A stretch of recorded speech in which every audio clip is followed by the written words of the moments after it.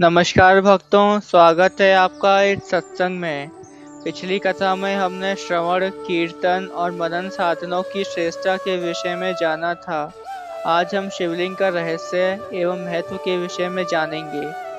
सूत जी कहते हैं, हे शौनक जी, श्रवण, कीर्तन और मनन जैसे साधनों को करना प्रत्येक के लिए सरल नहीं है।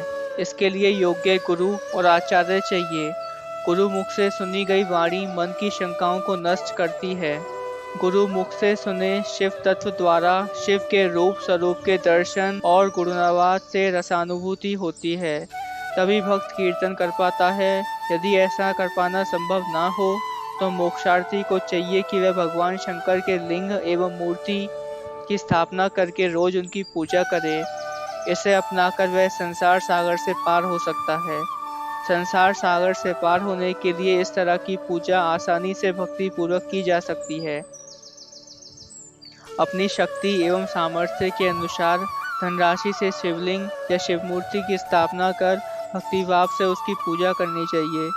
मंडप, गौपुर, तीर्थ, मठ एवं क्षेत्र की स्थापना कर उत्सव का आयोजन करना चाहिए तथा पुष्प, धूप, वस्त्र, गंध, दीप तथा पुआ और तरह तरह के भोजन भोग के रूप में अर्पित करने चाहिए। श्री शिवजी ब्रह्मरूप और निष्कल अर्थात कला रहित भी हैं और कला सहित भी। मनुष्य इन दोनों स्वरूपों की पूजा करते हैं। शंकर जी को ही ब्रह्मा पद भी प्राप्त है। कला पूर्ण भगवान शिव की मूर्ति पूजा भी मनुष्य द्वारा की जाती है और वेदों ने भी इस तरह की पूजा की आज्ञा प्रदान की है।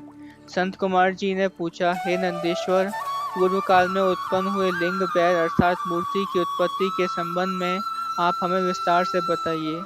नंदेश्वर ने बताया, मुनीश्वर, प्राचीन काल में एक बार ब्रह्मा और विष्णु के मध्य युद्ध हुआ तो उनके बीच स्तंभ रूप में शिवजी प्रकट हो गए। इस प्रकार उन्होंने पृथ्वी लोक की रक्षा की। उसी दिन से महादेव जी का लिंग के साथ साथ मूर्ति पूजन भी जगत में प्रसिद्ध हो गया। अन्य देवताओं की साकार अर्थात मूर्ति पूजा होने लगी जो कि अभिष्ट फल प्रदान करने वाली थी, परंतु शिवजी के लिंग और मूर्ति दोनों रूप ही पूजनीय हैं। नंदेश्वर बोले, पूर्व काल में श्री विष्णु अपनी पत्नी श्री लक्ष्मी जी के साथ शेषशय्या पर शयन कर रहे थे। तब एक बार ब्रह्मा जी वहां पहुंचे और विष्णु जी को पुत्र कहकर पुकारने लगे। पुत्र उठो, मैं तुम्हारा ईश्वर तुम्हारे सामने खड़ा हूँ। यह सुनकर विष्णु जी को क्रोध आ गया। फिर भी शांत रहते हुए वह बोले, पुत्र तुम्हारा कल्याण हो, कहो अपने पिता के पास कैसे आना हुआ। यह सुनकर ब्रह्मा जी कहने लगे, मैं तुम्हारा रक्षक हूँ, सारा जगत का पितामह हूँ, सारा जगत मुझ में निवास करता है। तू मेरी नाभि कमल से प्रकट होकर मुझसे ऐसी बातें कर रहा है। इस प्रकार दोनों में विवाद होने लगा। तब वह दोनों अपने को प्रभु कहते कहते एक दूसरे का वध करने को तैयार हो गए। हंस और गरुड़ पर बैठे दोनों परस्पर युद्ध करने लगे। ब्रह्मा जी के वक्ष स्थल पर विष्णु जी ने अनेकों अस्त्रों का प्रहार करके उन्हें व्याकुल कर दिया। इससे कुपित हो ब्रह्मा जी ने भी पलटकर भयानक प्रहार किया। उनके पारस्परिक आघातों से देवताओं में हलचल मच गई। वह घबराए और त्रिशूलधारी भगवान शिव के पास गए और उन्हें सारी व्यथा सुनाई। भगवान शिव अपनी सभा में उमा देवी सहित सिंहासन पर विराजमान थे और मंद मंद मुस्कुरा रहे थे। महादेव जी बोले, पुत्रों, मैं जानता हूँ कि तुम ब्रह्मा और विष्णु के परस्पर युद्ध से बहुत दुखी हो। तुम डरो मत, मैं अपने गणों के साथ तुम्हारे साथ चलता हूँ। तब भगवान शिव अपने नंदी पर आरूढ़ हो देवताओं सहित युद्ध स्थल की ओर चल दिए। वहां छिपकर वह ब्रह्मा और विष्णु के युद्ध को देखने लगे।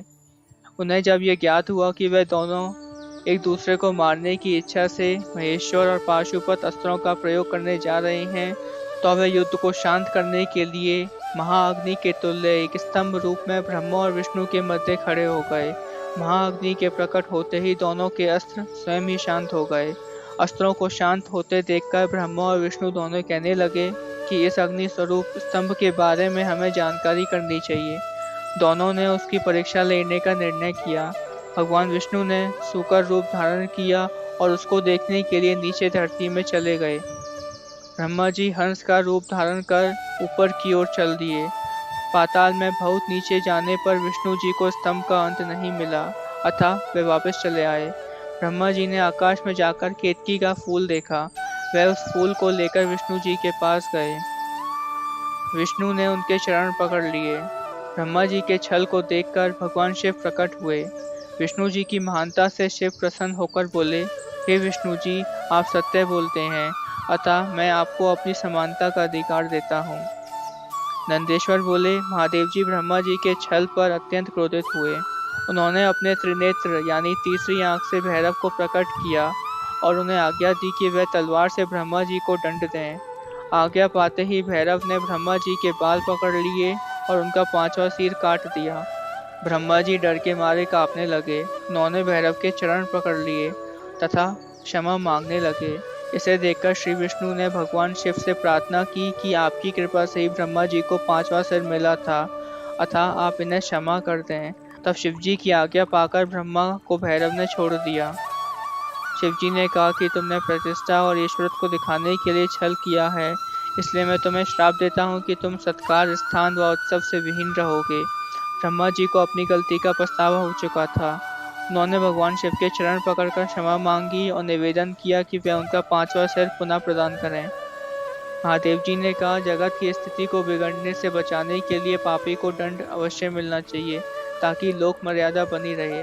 मैं तुम्हें वरदान देता हूँ कि तुम गणों के आचार्य कहलाओगे और तुम्हारे बिना यज्ञ पूर्ण न होंगे।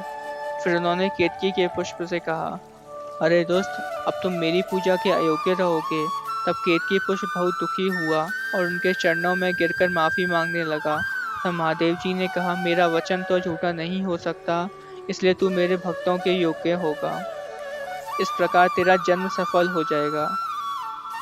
अगली कथा में हम लिंग पूजन का महत्व के बारे में जानेंगे।